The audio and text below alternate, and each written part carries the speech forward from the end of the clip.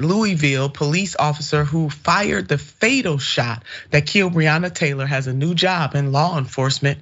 And how on earth does this happen? Check out this headline right here. Ex-LMPD officer who fired shots that killed Breonna Taylor hired by another police department. And here are the details from AP News, the Associated Press.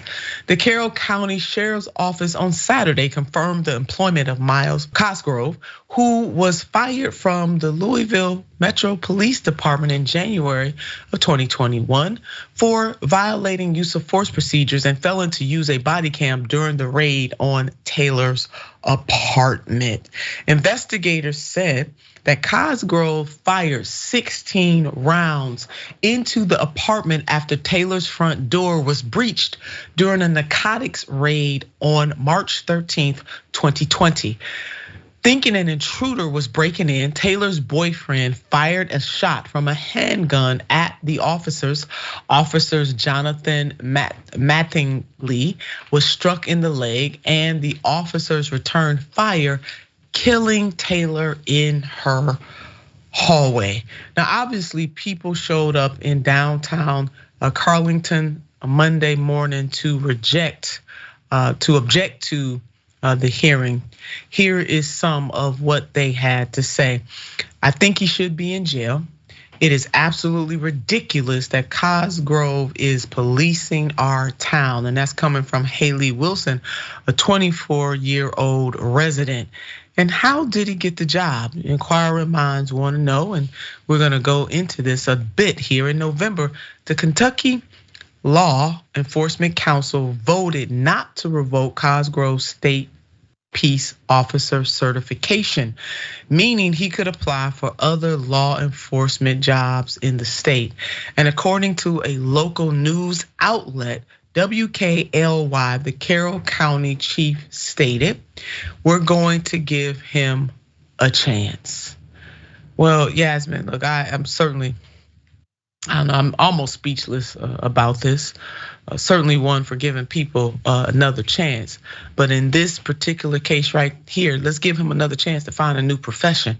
Your thoughts? Yeah, second chances shouldn't come so easily when your first mistake resulted in you killing someone in their own home. And it wasn't like it was an accident. It wasn't like his actions just led to her getting killed. He did it. He went to her apartment, he busted in, and he pulled the trigger. What happened to Breonna Taylor never should have happened. And it involved such failure on so many people's parts that none of those people deserve to be in positions of authority again. This cop should not be trusted with people's actual lives because we saw how badly he betrayed that trust before. We saw how unworthy he was of the authority that he was given. But unfortunately, this was all too predictable. We all saw this coming. We've seen this happen time and time again. We've seen things like this get reported on, and then we've seen those stories disappear into the ether, which is what makes them think that they can continually get away with these things. Police departments need to be held accountable for their actions and for their misdeeds, and they need to be held accountable by someone outside of that police department. I don't know how departments are able to do internal investigations on themselves. And when we talk about systemic issues within policing, this is what we're talking about. The one bad apple argument no longer holds any weight when an entirely different police department a town over decides to forgive and forget as if nothing ever happened. And they're not making any efforts to course correct as they go. They're just rehiring. Yeah, well, amen to that, Yasmin. I totally agree with you. We had a similar situation here in Northeast Ohio where the police officer who, put Yasmin back up, please, where the police officer who shot and killed Tamir Rice, the 12-year-old boy that was on the playground.